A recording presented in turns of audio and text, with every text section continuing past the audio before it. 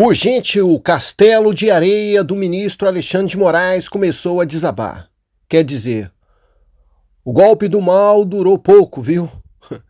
Agora tá derretendo e vocês precisam saber por quê. Tudo indica que finalmente está chegando aquele momento que milhões e milhões e milhões de brasileiros tanto esperavam. Afinal de contas, os crimes, as ilegalidades, a perseguição cometidas por Alexandre de Moraes chegaram a um nível tão escandaloso, tão absurdo, internacionalmente conhecido, que não poderiam se sustentar por muito tempo. Ele exagerou demais na dose e agora vai pagar o preço por isso.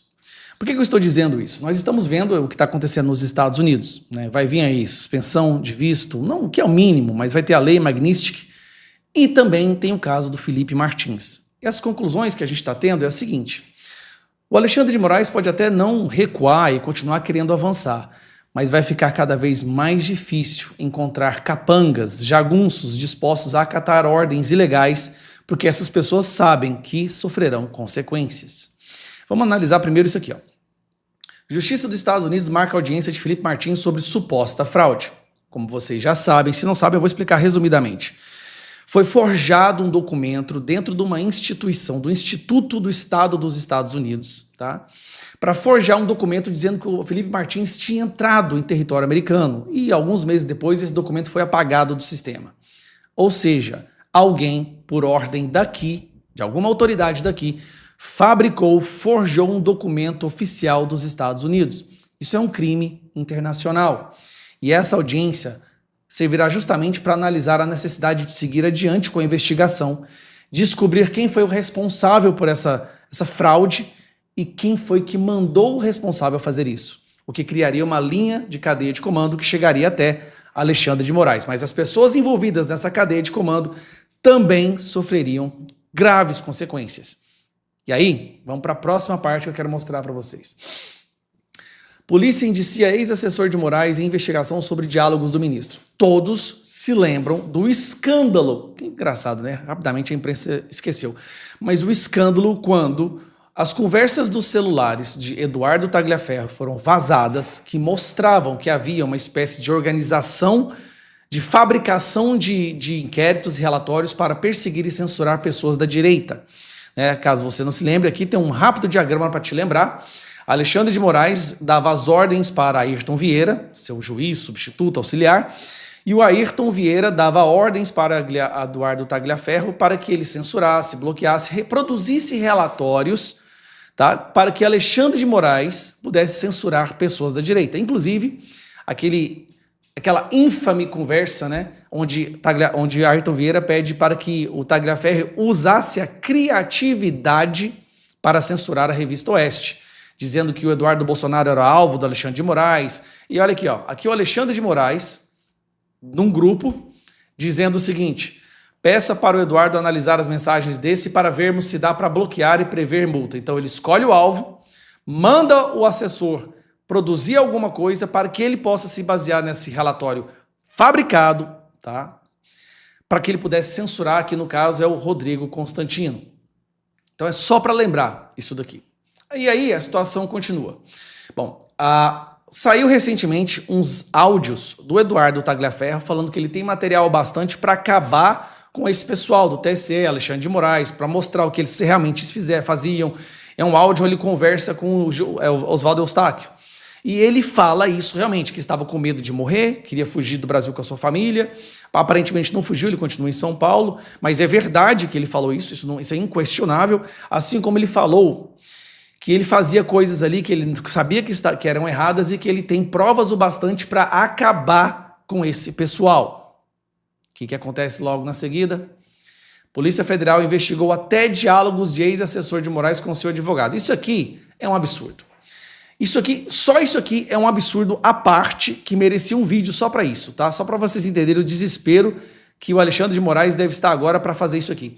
Ele mandou que fossem feitas grampeadas e analisadas as conversas entre o Eduardo Tagliaferro e o seu advogado. Isso é simplesmente um absurdo. Cadê a OAB para poder interferir e defender os advogados, que agora advogados poderão ter suas conversas grampeadas com seus clientes. Isso vai frontalmente contra os direitos dos advogados e como se deve conduzir uma relação com os advogados da investigação. Mas no Brasil isso não existe, né? A Polícia Federal investigou com autorização de Alexandre de Moraes diálogos entre o ex-assessor do ministro, Eduardo Tagliaferro, e o advogado que o representa na investigação sobre vazamento de mensagens e uma série de reportagens da Folha. Peraí, se ele vazou mensagens, então essas mensagens eram verdadeiras. Se essas mensagens eram verdadeiras, mostra um crime cometido pela investigação, pelo Alexandre de Moraes. Por que isso não está sendo investigado?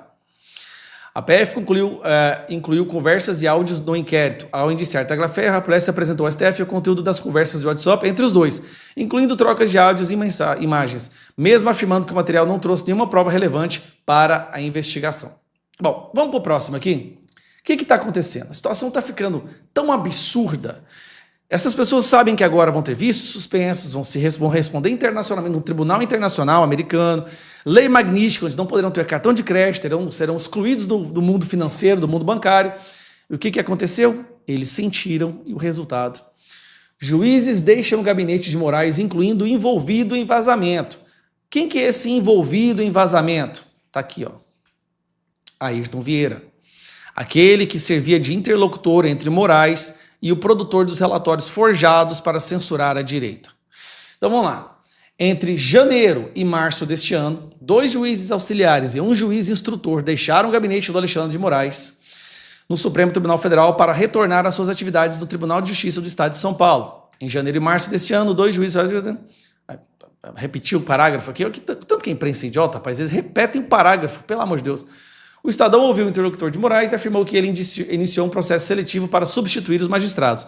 Procurado, o ministro não se manifestou sobre o motivo das trocas desse gabinete. Lembrando, o Ayrton Vieira era o principal aliado de Moraes no exercício de juiz e instrutor em processos criminais para censurar, perseguir, forjar relatórios e cometer várias outras ilegalidades no processo de investigação, né? Ele auxiliava Moraes desde maio de 2018, por mais de um ano após o ministro tomar posse no STF. Eles estão sentindo. Então, Alexandre de Moraes pode até querer continuar com essas ações que são abjetas, absurdas, aberrações jurídicas, fazer contorcionismo de interpretação da Constituição e ter o apoio de uma parte da imprensa.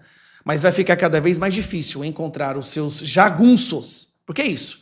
Quando você acata ordens ilegais para perseguir pessoas inocentes, você está sendo um jagunço. Vai ser cada vez mais difícil encontrar jagunços para acatar essas ordens. Delegados da Polícia Federal, agentes da Polícia Federal, juízes substitutos, juízes auxiliares, essas pessoas pagarão um preço pelos que elas estão fazendo. E nós sabíamos que isso iria acontecer mais cedo ou mais tarde, porque a gravidade dos atos e dessas ações não passaria batido por muito tempo. O castelo está começando a ruir, o barco está começando a afundar, e agora os ratos mais fracos são os primeiros a pular fora. Alexandre de Moraes pode até ter uma certa blindagem, mas juízes auxiliares, substitutos, delegados da Polícia Federal e agentes que a estase, né, do Alexandre de Moraes, aquele destacamento que ele sequestrou e transformou numa espécie de quides-pretos jurídicos, né? Estas pessoas vão pagar pelo que elas estão fazendo. E elas merecem, sim, pagar por isso. A gente precisa ver a justiça ser feita com toda essa maldade que essas pessoas têm feito.